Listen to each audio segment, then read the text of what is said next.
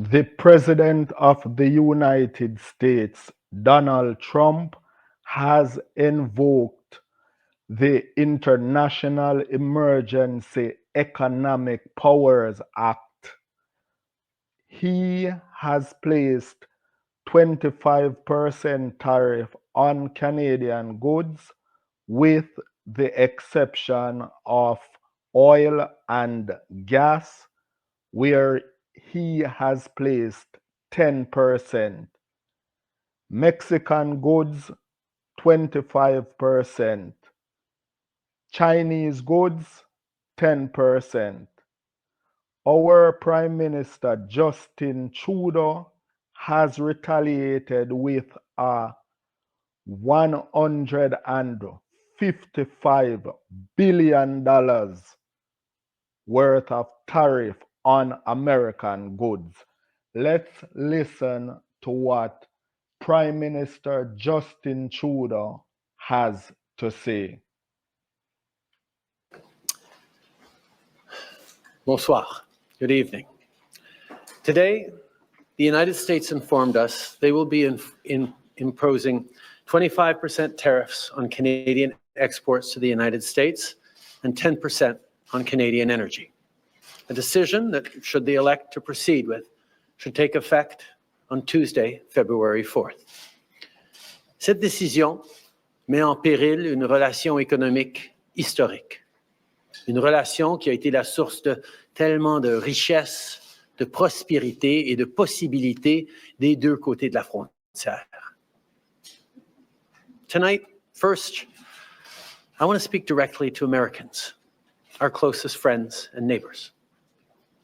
This is a choice that, yes, will harm Canadians, but beyond that, it will have real consequences for you, the American people. As I have consistently said, tariffs against Canada will put your jobs at risk, potentially shutting down American auto assembly plants and other manufacturing facilities. They will raise costs for you, including food at the grocery stores and gas at the pump.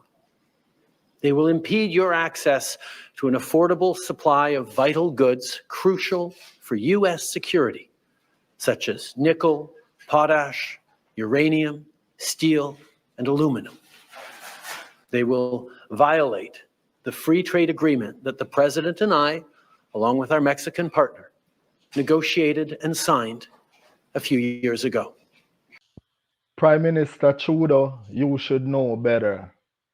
Nowadays, the American words means nothing.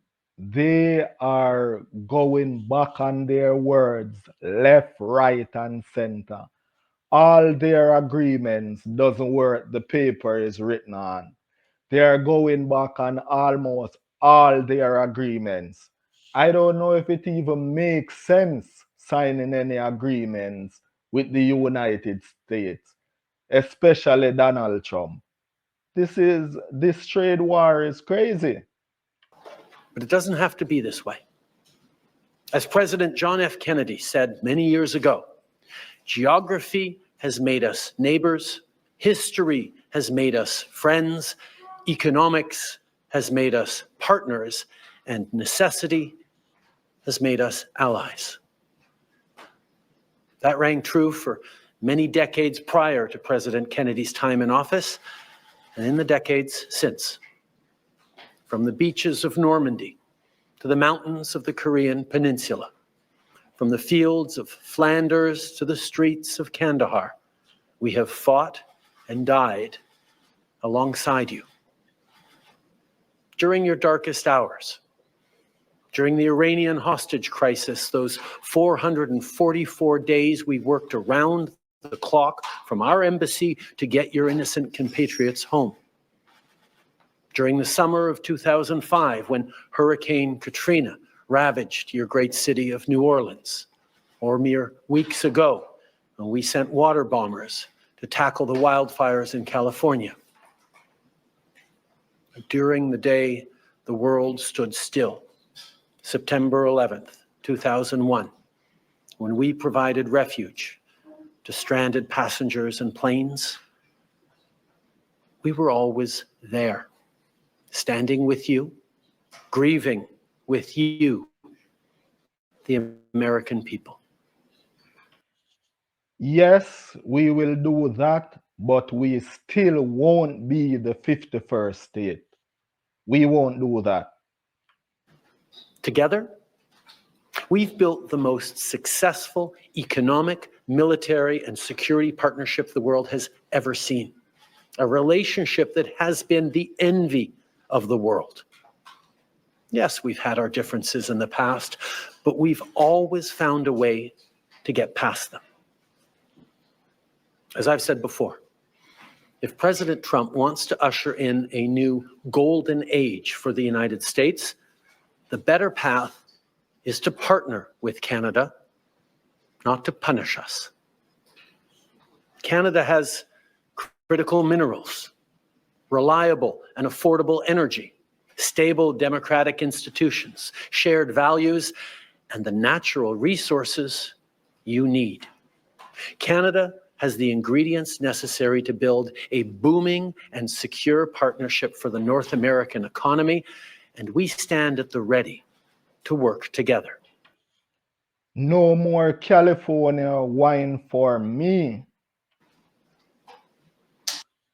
No more shopping at Buffalo. Let's take a moment to talk about our shared border.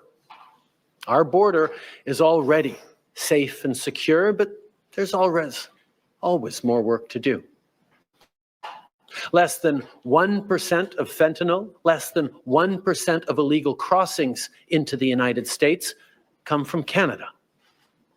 But hearing concerns from both Canadians and Americans, including the American president himself, we're taking action. We launched a $1.3 billion border plan that is already showing results, because we too are devastated by the scourge that is fentanyl, a drug that has torn apart communities and caused so much pain and torment for countless families across Canada, just like in the United States. And this is the excuse that the United States president is using as to why he has put the tariff on Canada. Look at Mexico. Mexico is like a floodgate, and he put 25% on Canada and 25% on Mexico. The same. And Mexico is a floodgate compared to Canada. This is nuts. I don't know. Maybe he has something against our Prime Minister. A drug that we too want to see wiped from the face of this earth. A drug whose traffickers must be punished.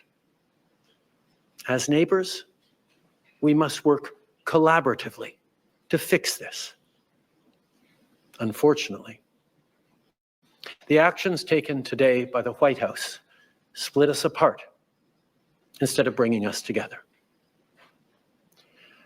Tonight, I am announcing Canada will be responding to the U.S. trade action with 25% tariffs against $155 billion worth of American goods. This will include immediate tariffs on $30 billion worth of goods as of Tuesday, followed by further tariffs on $125 billion worth of American products in 21 days' time to allow Canadian. And that is Tuesday, February 4th, 2025. Companies and supply chains to seek to find alternatives. Ce soir, j'annonce la réplique du Canada. Des tarifs douaniers de 25% sur 155 milliards de dollars de marchandises américaines. Dès mardi, 30 milliards de dollars de produits américains vont être touchés par ces tarifs et dans 21 jours, pour donner le temps aux compagnies canadiennes de trouver des options alternatives, ce sera le cas pour 125 milliards de dollars de marchandises de plus.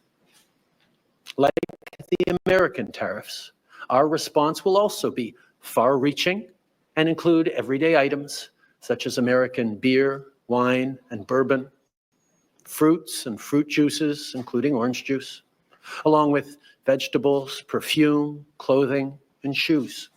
It'll include major consumer products like household appliances, furniture, and sports equipment, and materials like lumber and plastics, along with much, much more. And as part of our response, we are considering, with the provinces and territories, several non-tariff measures, including some relating to critical minerals, energy, procurement, and other partnerships. We will stand strong for Canada. We will stand strong to ensure our countries continue to be the best neighbors in the world.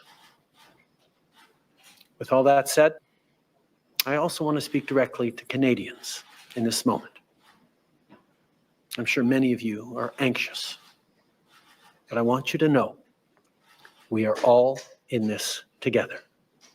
The Canadian government, Canadian businesses, Canadian organized labor, Canadian civil society, Canada's premiers, and tens of millions of Canadians from coast to coast to coast are aligned and united. This is Team Canada at its best. Not the 51st state. Plus tôt aujourd'hui, j'ai parlé avec les premiers ministres de toutes nos provinces et territoires. On est unis et solidaires. Ils ont tous appuyé notre approche. On est aussi alignés pour faire tomber les obstacles qui freinent le commerce entre nos provinces et territoires et rendre ça plus facile pour les consommateurs de choisir des produits de chez nous. Il y a quelques minutes, je me suis entretenu avec Mme Sheinbaum, la présidente du Mexique, notre autre partenaire nord-américain, qui a lui aussi été la cible de tarifs douaniers aujourd'hui. On s'est engagé à travailler ensemble pour y faire face. Il s'agit d'une menace qui vise l'ensemble du pays, et ça m'a fait chaud au cœur de voir autant de nos leaders répondre à l'appel et s'engager pour qu'aucun Canadien ne soit laissé pour compte. Notre gouvernement va être là pour les Canadiens, on va être là pour vous, mais en même temps, j'ai quelque chose à vous demander. Je vous demande d'être solidaires les uns des autres. Beaucoup d'entre nous vont être affectés par tout ça et vont vivre des moments difficiles. Je vous demande d'être là les uns pour les autres, d'être là pour vos amis, vos voisins et vos compatriotes. D'un océan à l'autre, les Canadiens sont très différents. On parle de différentes langues, on a de différentes croyances, on a de différentes opinions, de différentes idées. Mais quand on reste unis, on puise notre force dans cette différence. And now is also the time to choose Canada. There are many ways for you to do your part. It might mean checking the labels at the supermarket and No more shopping in Buffalo. picking Canadian-made products. It might mean opting for Canadian rye over Kentucky bourbon, or foregoing Florida orange juice altogether. It might mean changing your summer vacation plans to stay here in Canada and explore the many national and Mr. Prime Minister, the only problem with that, vacationing in Canada is very expensive. People say it's because of the fees at the airport. I don't know, but you need to look at those fees so we can take a plane and go across the country for cheap. People go to all these places because it's cheaper. Even to the US, people go to the US because it's cheaper than traveling around in Canada. So you need to look at that so we can take our vacation in Canada. tourist destinations our great country has to offer. C'est le temps de choisir des produits d'ici et d'appuyer des entreprises d'ici, d'appuyer nos producteurs agricoles, nos manufacturiers, nos travailleurs, nos entrepreneurs, nos artistes.